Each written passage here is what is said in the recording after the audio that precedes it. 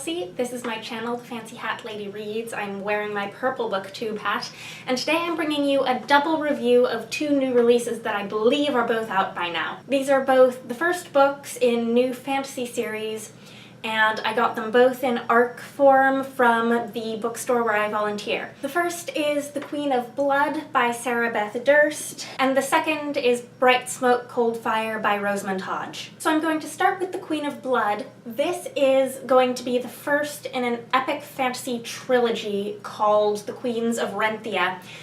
Beth Durst is an established YA author whose work I have been aware of for a long time, even though I haven't read any of her books. But this is the first book of hers I've actually read, and I believe it is her first adult fantasy novel. I think that even though this is the first book in a trilogy, it does stand on its own fairly well, which I was happy for since I was reading it early, and it's going to be a long time until the second book is out. There are some hints of things that are brewing in this book, but the story arc of this book is complete in and of itself. It doesn't end on a cliffhanger or anything. So this series is set in a land called Renthia, where there are nature spirits that are malevolent and set on destroying humanity, basically. This book takes place entirely in a small wooded nation called Arate, but each of the countries or kingdoms or whatever they are in Renthia is ruled by a queen who is powerful enough to control the spirits. And so royal succession is determined by the training of potential heirs instead of by lineage. So this drew me in because it's a really compelling premise for a female-centric fantasy series, and it's also the basis for some really unusual world building. In Arate, the kingdom where this takes place, most of the architecture and infrastructure of the kingdom is built up in trees or is comprised of trees, so most of the action of this book takes place like up off the ground in trees or like in buildings that are made of trees, because the trees can be grown by the spirits under the queen's command. So that was a pretty cool setting for this book, even though it took me a little while to get used to it, and even then I had a hard time sort of wrapping my mind around the fact that, oh, this is not on the ground, this is in a tree. I thought that the greatest strength of this book for me was the protagonist, Delena. Beth Durst gives us kind of a refreshing twist on the magical girl out to save the world tropes, because Delena, while she has magic and she is training to use her magic, actually has a relatively small magical gift, and her story is centered around her determination to do as much as she can with that little gift that she has. And over the course of the book, we see how she develops into a different sort of person than some of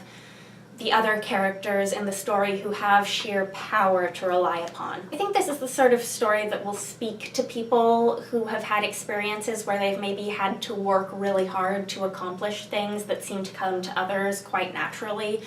I identified with it on this level, and I really enjoyed Delena as a protagonist. There are some things that kind of puzzle me about this book, though.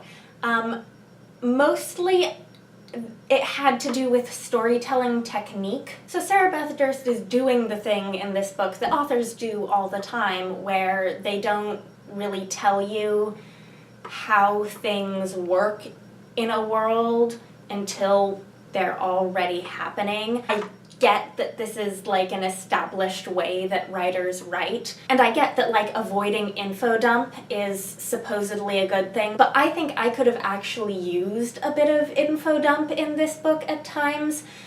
What didn't really work for me about it is the fact that this book is centered on Delena following this path in life. She enters this school and this training program that's meant eventually to produce potential new heirs in the event of the queen's demise. But while it's fairly clear that Delena understands how this process works every step of the way, we really don't understand what the significance of each portion of the training process is until it's happened. And this was odd for me in a book that centered around such a goal-oriented protagonist, because I felt like I didn't understand why everything that was happening all the way through the story was so important for her, or what the significance of it was for her until it had already happened. And I think I could have used more information earlier on in the book so that I could have connected with her more all the way through the story.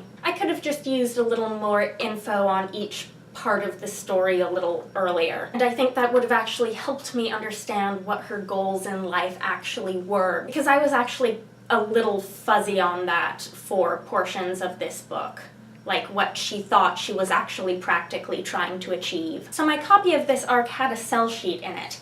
And according to the cell sheet, this book was actually written second in the trilogy, even though it's the first book chronologically and it's the first book to be released. Apparently, Sarah Beth Durst wrote the second book first, and then her publisher asked for a story that would take place beforehand.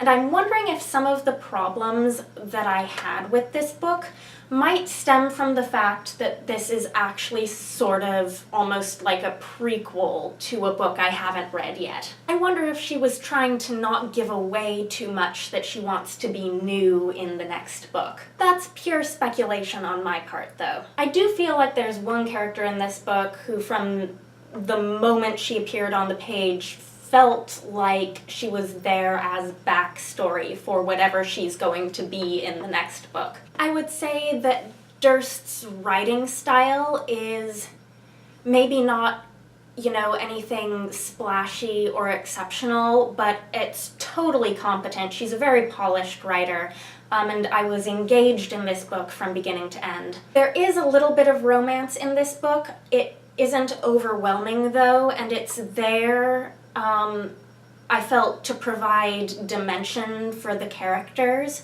It's not angsty or sappy, and I thought that was a sort of nice approach. I should mention that from the very start, the description of this book was giving me vibes, sort of like Uprooted by Naomi Novik, which I read a while ago. Both books feature malevolent nature powers and female protagonists trying to combat them in order to keep their people safe. I wasn't distracted by any of these similarities, though, and I do think that people who are fans of Uprooted are probably going to find a lot to like in this book without finding it at all repetitive or copycatish. I think that another way that this is kind of like Uprooted is that it's going to have a lot of crossover appeal for YA readers. It has a young protagonist. It is a coming-of-age story, even though it is written in a slightly more mature style for an adult audience. So while there were a few things that puzzled me or frustrated me with this book, I did enjoy it. I gave it 3 stars, and I have high hopes for the rest of the series. I am looking forward to reading the next book when it's released, especially knowing that the next book was written first. I think this is a series with a lot of promise and a lot of room to grow. And it's one of those series where the first book might not have blown me away, but it gives me a lot of hope that the series will grow and will turn into something I really want to be reading and really want to be up to date with. So I'm actually very glad to have read this book when it was new, and I will be looking forward to the second book when it's released. I am not at all sure that I feel the same way about this next series. This is Bright Smoke, Cold Fire by Rosamund Hodge, who is an author I really like. But both of her previous novels, Cruel Beauty and Crimson Bound, have been standalones, and this is meant to be the first book in a duology, and I'm not sure this duology thing is gonna work out so well for her. It's a YA fantasy duology. This first book is being billed as Romeo and Juliet with necromancers. This does not work as a standalone. This ends on a super cliffhanger, and it ended at a point where I was honestly befuddled and confused, even though there were some things that I was really liking about this book. I really like Rosamund Hodge's writing. I think it's really interesting, it's really different. When I first finished this book, I gave it 3 stars, and then I thought about it, and I downgraded it to 2 stars. If I did half stars, this would be a 2.5 because 3 seems a little generous and 2 seems a little harsh, but I don't do half stars. So yeah. I do have to say there are some really interesting concepts running amok in this book. It's Rosamund Hodge. I expected that. She does really interesting mashups of different source material and influences and fantasy world-building ideas. And she generally pulls them off in ways that you wouldn't expect. And that's what I admire most about her, and I do see that in this book. And this does start out sort of as a Romeo and Juliet retelling, but we start out the book at a chronological point that's fairly late in the Shakespeare play. We get some of it in flashbacks, but for the most part the retelling is backstory. From the point where we jump into this book on, everything goes out the window and the story takes a completely different turn. There's an attempted act of magic that goes terribly awry. The boundaries between life and death are crossed. Romeo and the Juliet are separated. Juliet is a title in this book, not a name. I'll get into that more later. The protagonists of this book are actually the two characters to whom Romeo and the Juliet get themselves accidentally bound. Romeo ends up with Paris, and Juliet ends up with a girl named Runajio, who's based on the Rosaline character, who doesn't appear at all on stage in the Shakespeare play, but is referenced. And all the while, what's going on mostly is that the world is totally ending from this magical undead zombie apocalypse thing. All of what remains of humanity has congregated on this one island nation of Viara, where the magical Sisters of Thorn have been able to raise a shield, a magical shield, to protect the island. And the shield requires human blood and human sacrifice to keep going, and even then it is failing. And there is a lot going on this little island. There are the old Viarans, who are the people who were there first. And then there are people of a wide variety of cultures who have arrived and are trying to coexist. The biggest clans are the Mahayani, which are the Montagues, and the Catrasu, which are the Capulets. Everyone has different religious beliefs and ideological systems and ideas about magic and ideas about the afterlife. And part of my problem with this book is that we didn't get enough time with each of them to understand them all. We spend, I think, the most time getting to know the Catrasu in this. They have like a mummify the dead, ancient Egyptian-ish view of the afterlife that they think only they can achieve because only they know how to do certain magical things. They also have a girl called the Juliet who is magically bound to enact revenge upon anyone who harms them. But even with the Catrasu, I feel like I didn't learn quite enough in this book, and I ended up being a little at a loss as to where she was drawing inspiration from and why I should care. In Hodge's previous books, I have really enjoyed seeing how in her world building she takes influence from different real-world religions and cultures and then mashes them together with different fairy tale ideas. But I feel like there was just so much of this. I honestly haven't figured out what she's doing here. In terms of the magic, I was reminded very strongly of Garth Nix's Old Kingdom books. If you've been watching my channel, you know that I recently read the original Old Kingdom trilogy, that while I was enjoying them for a while, I ended up feeling burned out and disappointed with the third book, A Porson. So maybe it was a mistake for me to pick up a book that ended up feeling very derivative from that series right after. I do think that those books are an influence here, so if you want to read something with some vaguely similar magical elements, this might be a series you'd want to check out. In terms of the characters, Runajio is a young sister of Thorn. The Sisters of Thorn are the ones who maintain the magical barrier. And she's a very recognizable Rosamund Hodge style protagonist. She's like jaded and determined and self-sacrificial, and she's you know, set on saving the world when no one else realizes how desperately it needs saving. I was surprised with how much I enjoyed Paris as a character. I thought the way she depicted him was really refreshing, even though I found that his half of the story, having wild misadventures with Romeo and the city, trying to get to the root of big conspiracies, was confusing. There were a few brief quotes and things that I recognized from other Shakespeare plays, and then partway through this book a side character shows up who is definitely from another Shakespeare play. So I don't know if the second book is going to be based on a different Shakespeare play. I kind of hope so. That would make me more interested in continuing this series. But the thing I have to say is that I think if you had stopped me in the middle of one of Rosamund Hodge's standalones and asked me what I was thinking of it and to pass some sort of judgment, I might have been just as confused and muddled and perplexed by all the loose ends as I am right here with this one. And both of those stories eventually wrapped up in a way that I found completely satisfactory and that resolved all of my mid-story perplexion. Is that a word? Perplexion? Perplexitude?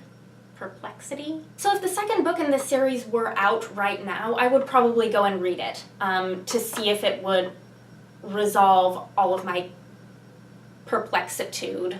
But honestly, I'm feeling like I'm not going to be able to retain all of the relevant information that I have put together in my mind reading this book long enough. I'm not going to remember all of the bits of the world building that are in this book and all of the things that we have learned about what's going on in this world. So I'm afraid that when the second book comes out, if I want to read it, I'm gonna have to reread this one first, and I'm just not sure I want to do that. So I made a list in my Goodreads review of some things that I sort of selfishly want from the second book that would make me interested in picking it up. Obviously the two plot lines need to converge. The two plot lines in this book diverge towards the beginning and they haven't met up yet. But perhaps more importantly, I think the various religical, magical, afterlife ideologies will need to converge as well. I just need to see where she's going with this.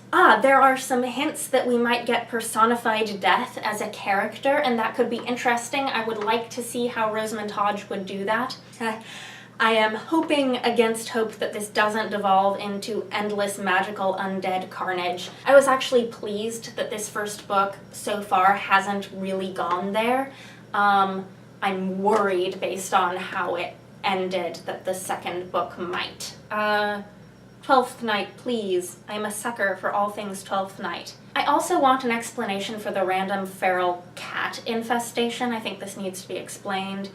And I think the world will need to be saved too, but that's honestly the least of my concerns right now with this story. So those are my two reviews for new fantasy series starter books. I've done full Goodreads reviews for both of these, so you can check those out if you like. If you've read these and want to chat with me about them, please leave a comment. Given that they're both new, if you've read anything else by either of these authors and want to chat with me about those books, I'd also like to hear from you. I have read both of Rosamund Hodge's previous novels and liked them.